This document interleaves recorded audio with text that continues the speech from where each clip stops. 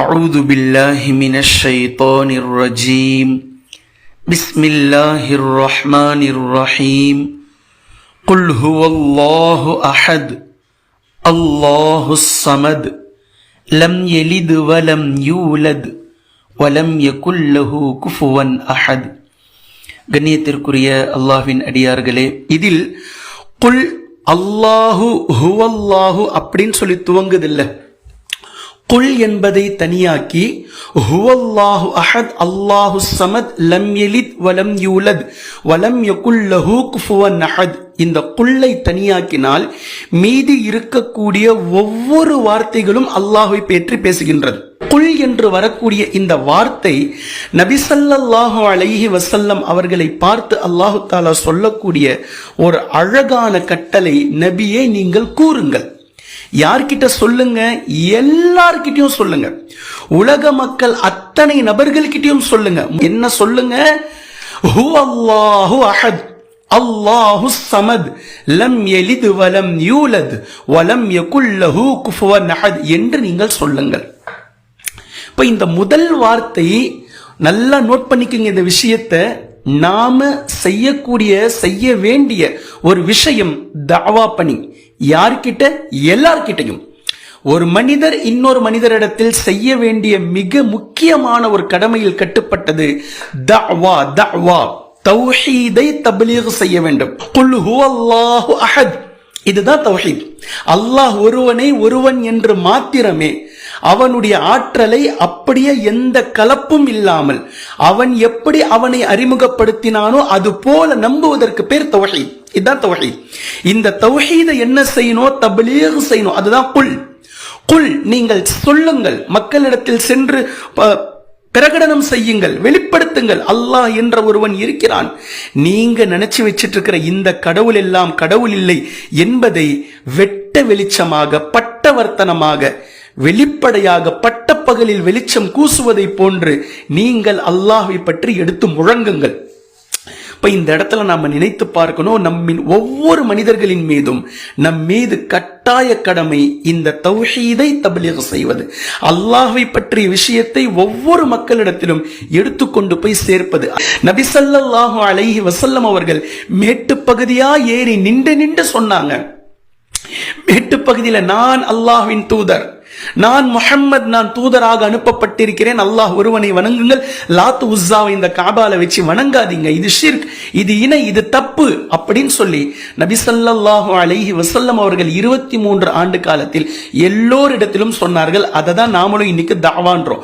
ஒரு சாரார் இடத்தில் சொல்வது, இன்னொரு சாரார் இடத்தில் மட்டும் சொல்வது, எல்லார்கிட்டையும் சொல்லணும். இப்போ இந்த சூரா மிக தெளிவாக சொல்லுது.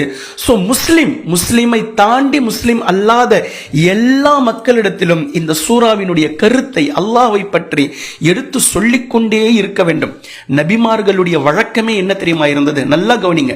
நபிமார்களுடைய 24 hours, இரவு பகல், இந்த நாட்கள் எப்படி இருந்தது அப்படின்னா, பகல் முழுக்க அல்லாஹ்வை பற்றி மக்களிடத்தில் சொல்வார்கள். பகல் முழுக்க அல்லாஹ்வை பற்றி மக்களிடத்தில் சொல்வார்கள். இரவு வந்து விடுமானால் மக்களை பற்றி அல்லாஹ்விடத்தில் சொல்வார்கள். யா அல்லாஹ், என் சமூகம் ரொம்ப கவலையில இருக்கிறாங்க, என் சமூகம் அறியாமையில் இருக்கிறாங்க, என் சமூகத்துக்கு புரிய மாட்டேங்குது, என் சமூகம் என்ன அடிக்கிறாங்க, என்ன திட்டுறாங்க, என் சமூகத்துக்கு என்னன்றதே விளங்கல, நீ அவர்களுக்கு ஹிதாயத்தை கொடு என்று இந்த ஊரை பற்றி, சமூகத்தை பற்றி, மக்களை பற்றி கவலையான விஷயங்களை இரவிலே அல்லாஹ்விடத்தில் நபிமார்கள் சொல்வார்கள். இதுதான் நபி ஸல்லல்லாஹு அலைஹி வஸல்லம் அவர்களுடைய பண்பாகவும் இருந்தது. பகல் முழுக்க அல்லாஹ்வை பற்றி மக்கள் கிட்ட, தஹஜ்ஜுத் நேரம் வந்து விட்டால் மக்களை பற்றி அல்லாஹ் கிட்ட. சுப்ஹானல்லாஹ், இவ்வளவுதான். இரவு பகல் இந்த இரண்டிலும் இவர்களுடைய இந்த பணியை பாருங்கள். சோ உலகத்திலேயே ஒரு மனிதன் பேசக்கூடிய பேச்சில் அவனுடைய உன்னதமான வார்த்தைகள் எவ்வளோ, எப்படி அப்படின்னா, அல்லாஹ்வை பற்றி அவன் தன்னுடைய வாயால் உதிர்த்த வார்த்தைகள் தான் அவன் பேசிய வாழ்நாளிலேயே ஆக சிறந்த வார்த்தைகள். இதுதான் நபிமார்கள் செஞ்சாங்க. இதுதான் குர்ஆன் சொல்லுது. அதனாலதான் குர்ஆன் ஓதுவதற்கு அவ்வளவு நன்மை. ஏன்னா இது அல்லாஹ்வுடைய வார்த்தைகள். அல்லாஹ்வை பற்றி பேசுறோம், அல்லாஹ்வுடைய வார்த்தையை பேசுறோம், அல்லாஹ் என்ன சொன்னானோ அதை பேசுறோம். இந்த குர்ஆனுடைய வார்த்தைகள் நம்மளுடைய வார்த்தை இல்ல, நபிமார்களுடைய வார்த்தை இல்ல, வேற யாரோ மலக்குகளுடைய வார்த்தை இல்ல. குர்ஆனுக்கான இவ்வளவு மாற்றங்கள், இது மாற்றத்தை ஏற்படுத்தும், நன்மையை ஏற்படுத்தி கொடுக்கும், நாளைக்கு மறுமையில நமக்கு சிபாரிசா இருக்கும் அப்படின்றதுக்கான அந்த ஹை கிரேட் எங்க இருந்து கிடைக்குது அப்படின்னா இந்த வார்த்தை அல்லாஹ்வுடைய வார்த்தை. இப்ப இந்த சூராவினுடைய குல் என்ற இந்த வார்த்தை பின்னாடி இருக்கக்கூடிய சப்ஜெக்டை நீங்க மக்கள் கிட்ட எடுத்து சொல்லுங்க, அல்லாஹ்வை பற்றி பேசுங்க, இதுதான் ஆகச்சிறந்த பேச்சு என்ற இந்த விஷயங்களை நமக்கு சொல்லி கொடுத்ததற்கு பிறகு இக்ரிமா ரஹிமஹுல்லாஹ் அவர்கள் சொல்லக்கூடிய இந்த விஷயத்தை, இந்த சூராவை பற்றி நம்ம பார்க்கணும். யூதர்கள் நபி ஸல்லல்லாஹு அலைஹி வஸல்லம் அவர்களிடத்தில் வந்தார்கள். நாங்கள் உஸைர் அலைஹிஸ்ஸலாம் அவர்களை கடவுளின் பிள்ளை என்று நாங்கள் வணங்குகிறோம், முஸ்லிம்களாகிய நீங்கள் யாரை வணங்குகிறீர்கள் என்று கேட்டார்கள். அதே மாதிரி நஸ்ரானிகள், கிறிஸ்தவர்கள், ஈசா அலைஹிஸ்ஸலாம் அவர்களை நாங்கள் கடவுளின் பிள்ளை, அவதார புருஷன் என்று நினைத்து நாங்கள் வணங்குகிறோம், முஸ்லிம்களாகிய நீங்கள் யாரை வணங்குகிறீர்கள் அப்படின்னு கேட்டாங்க. அதே மாதிரி மஜூசிகள், நெருப்பு வணங்கிகள், நாங்கள் சந்திரனையும் சூரியனையும் நெருப்பையும் வணங்குகிறோம், நீங்கள் யாரை வணங்குகிறீர்கள்? அதே மாதிரி இணை வைப்பாளர்கள், முஷ்ரிக்கீன்கள், நாங்கள் சிலைகளை வணங்குகிறோம், நீங்கள் யாரை வணங்குகிறீர்கள் என்றெல்லாம் ஒவ்வொரு சாராரும் அவரவர்களுடைய கடவுள்களை கொண்டு வந்து தாங்கள் எதன் மீது கடவுளின் நம்பிக்கை வைத்திருக்கிறார்களோ அதை சொல்லி நபி ஸல்லல்லாஹு அலைஹி வஸல்லம் அவர்களிடத்தில் பேசும்போது நபி ஸல்லல்லாஹு அலைஹி வஸல்லம் அவர்களிடத்தில் ஜிப்ரீல் அலைஹிஸ்ஸலாம் அவர்கள் இறங்கி வந்து சொன்ன இந்த செய்திதான் இந்த சூரத்துல் இஹ்லாஸ் என்ற ரத்தின சுருக்கமான 4 வசனங்கள். மிகப்பெரிய இஸ்லாத்தினுடைய உரைக்கல் இவைகள். குல் ஹுவல்லாஹு அஹத் அல்லாஹுஸ் ஸமத் லம் யலித் வலம் யூலத் வலம் யகுல் லஹு குஃபுவன் அஹத் அப்படின்ற இந்த சூராவை ஜிப்ரீல் அலைஹிஸ்ஸலாம் அவர்கள் கொடுத்துவிட்டு சென்றார்கள் என்பதை ஹதீஸிலே நாம் பார்க்கிறோம். அடுத்த வசனம் இருக்குல்ல, குல் ஹுவல்லாஹு அஹத் அல்லாஹுஸ் ஸமத் அப்படின்ற இந்த சமத் என்பது மிக நுட்பமான ஒரு வார்த்தை, சாதாரண வார்த்தை அல்ல அது. குல் நபியே நீங்கள் கூறுங்கள், ஹுவ அவன், அல்லாஹ், அவனா யாரு? அல்லாஹ். அல்லாஹ் அஹத் ஒருவனாக இருக்கிறான் என்ற இந்த செய்தி சொல்லியதற்கு பின்னால் அல்லாஹ் மறுபடியும் அல்லாஹ் என்ற வார்த்தையை போட்டு அவன் எப்படிப்பட்டவனாக இருக்கிறான்? ஒருவனாக இருக்கிறான், அஸ்ஸமதாக இருக்கிறான், அஹதாக இருக்கிறான், அவனே அஸ்ஸமதாக இருக்கிறான். இப்ப இந்த அஸ்ஸமத் என்பதற்கு இப்னு அப்பாஸ் ரலியல்லாஹு அன்ஹு அவர்கள் விளக்கம் சொல்றாங்க. படைப்புகள் அனைத்துமே அல்லாஹ்வின் பக்கம் தேவை உடையவையாக இருக்கின்றன. ஆனால் அவன் மட்டும்தான் யாரிடத்திலும் எதனிடத்திலும் எந்த ஒரு தேவையும் இல்லாதவனாக இருக்கிறான். இவனுக்கு அஸ்ஸமத் என்று சொல்லப்படும் அப்படின்றது இப்னு அப்பாஸ் ரலியல்லாஹு அன்ஹு அவர்கள் இப்படி ஒரு இடத்துல சொல்றாங்க. இன்னொரு இடத்துல அதே இப்னு அப்பாஸ் ரலியல்லாஹு அன்ஹு அவர்கள் சொல்றாங்க, அஸ்ஸமத் என்பதற்கு எஜமானன் என்று பொருள். எஜமான், இப்ப எஜமானன் அப்படின்னா நாம நினைக்கிற எஜமானன் இல்ல, எஜமானன் சொல்லிட்டு அதுக்கு அவங்க விளக்கம் சொல்றாங்க. எஜமானன் அஸ்ஸமத் அப்படின்னா என்ன பொருள் தெரியுமா அப்படின்னு அவங்க விளக்கம் சொல்றாங்க. அவன் அதிகார வர்க்கத்தில் முழுமையானவன், அவனுடைய உரிமையில் அவனே முழுமையானவன், அது அஸ்ஸமதுக்கு பேர். அதே மாதிரி அல்லாஹு தாலா மாண்புள்ளவன், மாண்புள்ளதில் அவன் முழுமையானவன், அவனுடைய மாண்பு முழுமையானது. அதே மாதிரி அல்லாஹு தாலா மகத்துவம் உள்ளவன், அவனுடைய மகத்துவம் முழுமையானது. அல்லாஹு தாலா பெருந்தன்மை உள்ளவன், அந்த பெருந்தன்மை அவனிடத்தில் அவனுக்கு முழுமையானது. அதே மாதிரி அல்லாஹு தாலா அனைத்தையும் நன்கறிந்தவன், அவனுடைய அறிவும் அவனுடைய ஞானமும் முழுமையானது. அவன் எல்லா வகையான மேன்மைகளையும் அதிகாரங்களையும் நிறைவாக கொண்டவன், அவன் தூய்மையானவன், அவன்தான் அல்லாஹ் ஆவான். இவ்வளவு விளக்கமோ அஸ்ஸமத் என்ற வார்த்தைக்குள் பொதிந்திருக்கிறது அப்படின்னு சொல்லி இப்னு அப்பாஸ் ரலியல்லாஹு அன்ஹு அவர்கள் கூறக்கூடிய இந்த விஷயத்தை நாம பார்க்கிறோம். அவன் ஏகன், அவனுக்கே எல்லாமே பொருந்தும், அவன் அடக்கி ஆள்பவன், அவன் தூய்மையானவன் அப்படின்னு சொல்லலாம். இப்னு அப்பாஸ் ரலியல்லாஹு அன்ஹு அவர்கள் அஸ்ஸமத் என்ற வார்த்தைக்கு பொருள் தராங்க. அதே மாதிரி அஅமஷ் ரஹிமஹுல்லாஹ் அவங்க சொல்றாங்க, அஸ்ஸமத் என்பது அதிகார எல்லையை தொட்டு விட்டவனுக்கு குறிக்கும். இமாம் ஹசன் பஸ்ரி ரஹிமஹுல்லாஹ் அவங்களும் இமாம் கத்தாதா ரஹிமஹுல்லாஹ் அவங்களும் சொல்றாங்க, படைப்புகளுக்கு பின்னால் நிலைத்திருப்பவன், அதாவது எல்லா படைப்புகளுமே அழிந்து போகக்கூடியது, ஆனால் படைப்புகள் அழிந்து போனாலும் நிலையாக நிற்பவனுக்கு அஸ்ஸமத் என்று கூறப்படும் அப்படின்னு சொல்றாங்க. அதே மாதிரி ஹசன் பஸ்ரி ரஹிமஹுல்லாஹ் இன்னொரு வார்த்தையும் யூஸ் பண்றாங்க, அவன் நித்திய ஜீவன், இதற்கு அஸ்ஸமத் என்று சொல்லப்படும். அஸ்ஸமத் என்ற வார்த்தைக்குள் நித்திய ஜீவன் என்ற பொருளும் இருக்குது அப்படின்றத சொல்றாங்க. அதே மாதிரி ரபிஉ பின் அனஸ் ரஹிமஹுல்லாஹ் அவங்க சொல்றாங்க, இந்த அஸ்ஸமத் என்பது எதனுடைய பொருள், எதனுடைய அஸ்ஸமத் என்ற வார்த்தைக்கு டெஃபினேஷன் தான் பின்னாடி வரக்கூடிய 3வது வசனம். லம் யலித் வலம் யூலத் என்பதுதான் அஸ்ஸமதுனுடைய டெஃபினேஷனா அவங்க சொல்றாங்க. இமாம் சுயூத்தி, இமாம் முஜாஹித் ரஹிமஹுல்லாஹு அலைஹிம் அஜ்மஈன் இவங்க எல்லாம் அஸ்ஸமத் என்ற வார்த்தைக்கு ஒரு பொருளை கொடுக்கறாங்க. நல்லா கவனிங்க. வயிறு இல்லாதவனை குறிக்கும். யாருக்கு வயிறு இல்லையோ அவனை அஸ்ஸமத் என்று கூறப்படும். இந்த உலகத்துல வயிறு இல்லாதவர்கள் யார்? வயிறு இல்லாத உயிரினம் எது? அப்ப ஏன் இதை சொல்றாங்க அப்படின்னா, வயிறே தேவையினுடைய ஆரம்பமா இருக்கு. தேவையின் ஆரம்பமே வயிறு தான். சோ வயிறு இல்லாதவனை குறிக்கக்கூடிய வேர்டு தான் அஸ்ஸமத் என்ற வார்த்தை. அப்ப அதே மாதிரி அடுத்து வரக்கூடிய 3வது 4வது வசனம், லம் யலித் வலம் யூலத் வலம் யகுல் லஹு குஃபுவன் அஹத். இமாம் முஜாஹித் ரஹிமஹுல்லாஹ் அவங்க சொல்றாங்க, நிகர் இல்லை, அல்லாஹுக்கு யாரும் நிகர் இல்லை. அவன் பெற்றுக்கொள்ளாதவன், பெற்றெடுக்கப்படாதவன். குழந்தைகளை அவன் பெற்றும் எடுக்கல, அவனுக்கு மனைவியும் இல்லை, அவனை யாரும் பெற்றெடுத்த பெற்றோர்களும் இல்லை அப்படின்ற இந்த வசனம் எதை சுருக்கமா சொல்லுது அப்படின்னா, மனைவி இல்லை என்பதைத்தான் இந்த வசனம் சொல்லுது. மனைவியினுடைய எந்த தேவையும் இல்லை. இந்த இடத்துல நம்ம உன்னிப்பா கவனிக்க வேண்டிய விஷயம் என்ன அப்படின்னா, கடவுளுக்கு மனைவி என்றும் கடவுளுக்கு பிள்ளை என்றும் இப்படி இருந்தது அப்படின்னா, அதாவது அல்லாஹ் ஒருவனை யார் ஏற்று இருக்கிறார்களோ இந்த மதஹபை தவிர, இந்த கொள்கையை தவிர, கடவுள்களுக்கு மனைவி என்றும் கடவுள்களுக்கு பிள்ளை என்றும் யார் யார் எத்தனை கொள்கையில் இருக்கிறார்களோ இது எங்க போய் முடியும்ன்றதை நம்ம உதாரணம் சொல்ல வேண்டாம். இப்ப கடவுளுக்கு குழந்தை இருந்தால் குழந்தையும் கடவுளாயிடுவார், கடவுளுக்கு பெற்றோர்கள் இருந்தால் பெற்றோர்களே கடவுளா நாங்க வணங்கிட்டு போறோம், இவரை விட அவர் பெரிய கடவுள் அப்படின்ற மாதிரி ஆயிடுவாரு. அப்ப இதுக்கு ஒரு முடிவும் இருக்காது, இதுக்கு ஒரு ஆரம்பமும் இருக்காது. கடவுளுக்கு பெற்றோர்கள் இருந்தால் அப்ப அவங்களுக்கு பெற்றோர்கள் இருக்கணும்ன்ற கான்செப்ட் வரும். அவங்களுக்கு பெற்றோர் எங்க போய் நிற்கும்? இது நிக்காம போய்கிட்டே இருக்கும். அப்ப எங்கிருந்து இது துவங்குகின்றது? அதுதான் இஸ்லாம் சொல்லுது, துவக்கம் என்பவன் அல்லாஹ். அப்ப அவனுக்கு முன்னாடி இல்ல, நீங்க எட்டி பார்க்க முடியாது, எட்டி பார்க்க கூடாது, நீங்க யோசிக்க முடியாது. அவன் தான் துவக்கம்.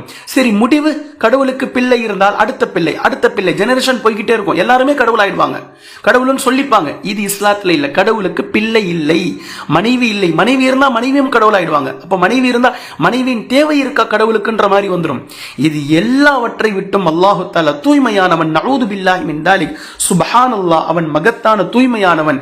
இதுவரைக்கும் எத்தனை சாரார்கள் மத்ஹபுகள் உலகத்தில் வந்ததோ, கடவுள்களுக்கு பிள்ளை உண்டு மனைவி உண்டு எத்தனை பேர் பேசினார்களோ, ஒட்டுமொத்த மக்களையும் அல்லாஹு தஆலா குர்ஆனுடைய பல இடங்களில் சாடி பேசுகின்றான். சூரத்துல் அன்ஆம்ல அல்லாஹு தஆலா பேசுறான். அறிவில்லாமல் இந்த மக்கள் செய்த எத்தனை விஷயங்கள் தெரியுமா? ஜின்களை அல்லாஹுக்கு இணையாளர்களாக ஆக்கி கொண்டிருக்கிறார்கள். ஆனா அல்லாஹ் சொல்றான், ஜின்களையும் அவன் தான் படைச்சான். வஹலகஹும், ஜின்னையும் அவன் தாங்க படைச்சான். ஜின்களை கொண்டுட்டு போய் அல்லாஹுக்கு இணையா, எனக்கு இணையா நீங்க ஆக்குறீங்களே அப்படின்னு சொல்லி அல்லாஹு தஆலா கேட்கிறான். அது மட்டும் இல்லாம தங்களுடைய அறிவீனம் எந்த அளவுக்கு பலவீனமா இருக்கு அப்படின்னா, அல்லாஹுக்கு ஆம்பளை புள்ள பொம்பளை புள்ளன்னு சொல்லி கற்பனை செஞ்சுக்கிட்டு இருக்கிறானு இவனுங்க. வஹரகு லஹு பனீன வ பனாத்தியும் வ பனாத்திம் பிகைரி இல்ம், அறிவில்லாம அல்லாஹ்வுக்கு பெண் பிள்ளை இருக்கு, அல்லாஹுக்கு ஆண் பிள்ளை இருக்கு அப்படின்னு சொல்லிட்டு அறிவில்லாம உளறிக்கொண்டிருக்கிறார்கள். சுப்ஹானஹு வ தஆலா அம்மா யசிஃபூன். இவர்கள் பேசக்கூடிய இந்த வர்ணனைகள், இந்த மாதிரியான புராணங்கள், இது எல்லாவற்றையும் விட்டு அல்லாஹு தஆலா உயர்ந்தவன், அல்லாஹு தஆலா தூய்மையானவன் அப்படின்னு சொல்லி அல்லாஹு தஆலா பேசக்கூடிய விஷயத்தை சூரத்துல் அன்ஆம்ல நீங்க பார்க்கலாம். அதே மாதிரி இந்த கிறித்தவ சகோதரர்கள், நஸ்ரானிகள், இவர்கள் செய்த விஷயம் என்ன தெரியுமா? இவங்க என்ன மாதிரியான ஒரு விஷயத்தை செஞ்சிட்டாங்க? குர்ஆன் அதை பற்றி பேசுகின்றது. வகாலு தஹதர் ரஹ்மானு வலதா. சூரா மரியம்ல நீங்க போய் பார்க்கணும் இந்த வசனத்தை. கிறித்தவர்கள் ரஹ்மானுக்கு சந்ததியை எடுத்துக்கொண்டான் என்று கூறினார்கள். அல்லாஹ் அவனுக்கு ஒரு வாரிசை எடுத்துக்கிட்டான் அப்படின்னு சொல்லி சொன்னாங்க. இப்ப அல்லாஹு தஆலா சொல்றான், லக்கது ஜித்தும் ஷைஅன் இதா, திட்டவட்டமாக நீங்கள் மிகப்பெரிய ஒரு அபாண்டத்தை சொல்லிட்டீங்க. இவர்கள் சொன்ன இந்த வார்த்தை எந்த வார்த்தை? அந்த அவுலிர் ரஹ்மானி வலதா, ரஹ்மான் தனக்கென்று ஒரு மகனை எடுத்துக்கொண்டான் என்று சொன்ன இந்த வார்த்தை எவ்வளவு பெரிய அபாண்டம் என்றால், இதனுடைய இம்பாக்ட் என்ன ஆக பாக்குது அப்படின்னா, வானம் வெடித்து விடும். வானம் சிதறிவிடும், பூமி பிளந்துவிடும், மலைகள் துகள் துகளாக ஆகிவிடும் என்பது போல் பார்க்கின்றது வானமும் பூமியும் மலைகளும். இப்படி ஒரு வார்த்தையை சொல்லி இருக்கிறீங்க. ஆனா அல்லாஹு தாலா அவைகளை கட்டுப்படுத்தி வச்சிருக்கிறான் அப்படின்னு சொல்லி அல்லாஹு தாலா சூரா மரியம்ல பேசுறதை நம்மளால பார்க்க முடியுது. அதே போன்று சூரா அல் அம்பியால நீங்க பார்க்கலாம். சூரத்துல் அம்பியால அல்லாஹு தஆலா பேசுறான், வகாலு தஹதர் ரஹ்மானு வலதன் சுப்ஹானா பல் இபாதும் முக்ரமூன். அவர்கள் கூறினார்கள், ரஹ்மான் அவனுக்கென்று ஒரு வலதை எடுத்துக்கொண்டான், ஒரு மகனை எடுத்துக்கொண்டான். அல்லாஹ் ரஹ்மான் அவனுக்காக ஒரு வலதை எடுத்துக்கொண்டான். ஆனால் அல்லாஹ் சொல்றான், சுப்ஹானஹு, அவன் மிக தூய்மையானவன். டேய், உங்களுக்கு தாண்டா மனைவி தேவை, உங்களுக்கு தாண்டா குழந்தை குட்டிங்க தேவை, நீங்க தாண்டா இன்னொரு பெற்றோர்ல இருந்து வந்தீங்க, நீங்க தாண்டா இன்னொரு குழந்தைங்களை பெத்தெடுப்பீங்க, எனக்கு அது தேவையில்லை. நான் ரப்பு, உங்களை படைச்சதும் நான் தான், உங்க பிள்ளைங்களை படைச்சதும் நான் தான், உங்களுடைய பெற்றோர்களை படைச்சதும் நான் தான், உங்க தாத்தா பாட்டியை படைச்சதும் நான் தாண்டா. எல்லோரை விட உங்களுடைய மூத தாத்தா பாட்டி ஆதம் அலைஹிஸ்ஸலாம், ஹவ்வா அலைஹிஸ்ஸலாம் அவர்களை கொண்டு வந்ததும் நான் தான் அப்படின்னு சொல்லி அல்லாஹு தஆலா சுப்ஹானஹு, நான் தூய்மையானவன். பல் இபாதும் முக்ரமூன், பல் இபாதும் முக்ரமூன். ஆனால் வானவர்கள் சங்கையானவர்கள். அதாவது வானவர்களை அல்லாஹ்வினுடைய பிள்ளைகளாக சிலர் ஜோடிக்கிறாங்க. மகனை எடுத்துக்கொண்டான், மகளை எடுத்துக்கொண்டான் சொல்றாங்கல்ல. இந்த மகன் மகள் சொல்லி சொல்லக்கூடியவர்கள் யாரா வர்ணனை பண்றாங்கன்னா, வானவர்கள் அல்லாஹ்வினுடைய பிள்ளைகள், பெண் பிள்ளைகள், ஆண் பிள்ளைகள் சொல்லி ஜோடிக்கிறாங்களா. அப்ப அல்லாஹு தஆலா தன்னை தூய்மைப்படுத்திக் கொண்டு ஒருபோதும் வானவர்களுக்கு இதுல கூட்டு கிடையாது. ஒருபோதும் வானவர்கள் இந்த மாதிரி சித்தாந்தத்துல இல்ல. வானவர்கள் இவர்களுடைய பேச்சு, வானவர்கள் தூயவர்கள், வானவர்கள் சங்கையானவர்கள் அப்படின்ற சர்டிபிகேட்டையும் வானவர்களுக்கு அல்லாஹு தஆலா இந்த இடத்தில் கொடுப்பதை நாம் பார்க்கிறோம். இதே மாதிரி நபி ஸல்லல்லாஹு அலைஹி வஸல்லம் அவர்கள் சொல்லக்கூடிய ஒரு ஹதீஸ், மிக அழகான, மிக ஆழமான ஹதீஸ். அல்லாஹுக்கு பிள்ளை இல்லை, அல்லாஹுக்கு மனைவி இல்லை, அல்லாஹுக்கு பெற்றோர்கள் இல்லை அப்படின்ற இந்த விஷயம், இந்த வார்த்தை சொல்வது என்பது மிகப்பெரிய லுல்ம், மிகப்பெரிய ஷிர்க், மிகப்பெரிய இணை. இது சொல்லக்கூடாது, இப்படி பேசக்கூடாது.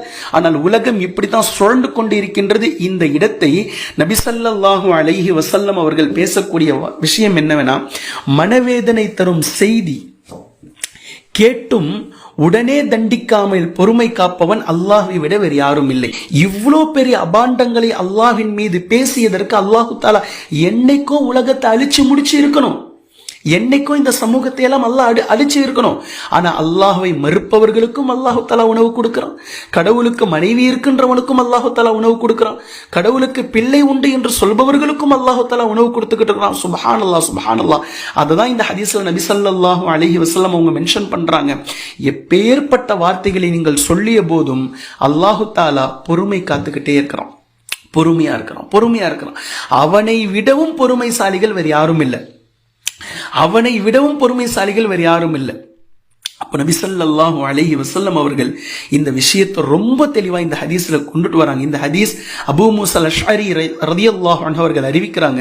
ஸஹீஹுல் புகாரில 7378வது இலக்கத்திலும், சஹீஹ் முஸ்லிம்ல 5401வது இலக்கத்திலும் இருப்பதை நீங்க பார்க்கலாம். இது ஹதீஸே குதுசி, இதை அல்லாஹ்வே சொல்லக்கூடிய இடத்தில் நீங்க பார்க்கலாம். இன்னொரு ஒரு ஹதீஸ் பாருங்க, அடியான் என்னை நம்ப மறுக்கிறான், அல்லாஹ்வே சொல்றானா, நபி அவர்கள் சொல்றாங்க, அடியான் என்னை நம்ப மறுக்கின்றான், ஆனால் அது அவனுக்கு தகுதி இல்லை. அல்லாஹ்வை மறுக்கிறதுக்கு நமக்கு தகுதியே இல்லை, ஆனால் பலர்கள் மறுத்து கொண்டிருக்கிறார்கள். அல்லாஹ்வை மறுத்தல் என்பது வெரைட்டி, அவ்வளவுதான். ஒருத்தன் நேரடியா மறுக்கிறான், ஒருத்தன் கொஞ்சம் கொஞ்சமா மறுக்கிறான், ஒருத்தன் அல்லாஹ்வுடைய சொல்ல மறுக்கிறான், ஒருத்தன் அல்லாஹ்வுடைய சட்டதிட்டத்தை மறுக்கிறான். எல்லாமே தான்.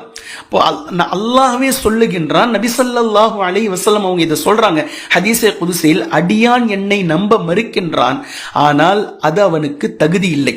அதே மாதிரி அடியான் என்னை ஏசுகின்றான், அதுவும் அவனுக்கு தகுதி இல்லை. அல்லாஹ்வை மறுத்தலுக்கான டெஃபினேஷன் அவன் சொன்ன எதையுமே நம்ம செய்யாம இருக்கிறது, இது எல்லாமே மறுத்தலில் தான் வரும். அதே மாதிரி அல்லாஹ்வை ஏசுவதற்கான டெஃபினேஷன் என்ன தெரியுமா? கடவுளுக்கு மனைவி உண்டு, கடவுளுக்கு பிள்ளை உண்டு, கடவுளுக்கு பெற்றோர்கள் உண்டு என்று சொல்லக்கூடிய இந்த வார்த்தையை அல்லாஹ்வை ஏசுவதற்கு சமம். அதை இந்த ஹதீஸ்ல மென்ஷன் பண்றாங்க நபி ஸல்லல்லாஹு அலைஹி வஸல்லம் அவர்கள். எனவே கண்ணியத்திற்குரிய அல்லாஹ்வின் அடியார்களே, 4 வசனங்களுடைய தஃப்சீரை அல்லாஹ்வினுடைய மாபெரும் கிருபையால் நாம் பார்த்து முடித்திருக்கிறோம். மறுபடியும் நான் சொல்றேன், சூரத்துல் இக்லாஸ் எவ்வளவு சின்னதா இருக்குதோ, கருத்தால், அதனுடைய ஆழத்தால் அது அவ்வளோ பெரியது, அவ்வளோ பெரியது. பார்ப்பதற்கு சிறிய வசனம், ஒவ்வொரு வசனமும் 1,00,00,000 கருத்துக்களை சுமந்து கொண்டு நிற்கிறது அப்படின்னு சொன்னா அந்த சூரா மிகையாகாது. எனவே ரொம்ப முக்கியமான ஒரு சூறாவை நாம் பார்த்து முடித்திருக்கிறோம், சூரத்துல் இஹ்லாஸ். இந்த சூரா எந்தெந்த பாடங்களை எல்லாம் நமக்கு கற்றுக் கொடுத்ததோ இன்ஷா அல்லாஹ் அதன்படி வாழ்வதற்கு எனக்கும் உங்களுக்கும் அல்லாஹு தஆலா தௌஃபீக் செய்வானாக. அல்லாஹ்வை முழுமையாக ஏற்றுக்கொண்டு நம்முடைய சொல்லில், நம்மளுடைய செயலில், நம்மளுடைய நடத்தையில், ஏன் நம்மளுடைய செய்கையில், நம்முடைய இஷாரால கூட அல்லாஹுக்கு இணை வைக்காமல் முழுக்க முழுக்க எது தௌஹீதோ எது தப்லீகோ அதை முழுமையான முறையில் இந்த சூரா எதையெல்லாம் நமக்கு கற்றுத்தந்ததோ அதன் அடிப்படையில் வாழ்ந்து மௌத்தாகக்கூடிய நன்மக்களாக அல்லாஹு தஆலா நம்மை ஆக்கட்டும். குர்ஆனையும் ஹதீஸையும் தெளிவாக விளங்கக்கூடிய நன்மக்களாகவும் அதை நடைமுறைப்படுத்தக்கூடிய மக்களாகவும் அறியாத வகையில் செய்து பாவங்களுக்கு உன்னிடத்தில்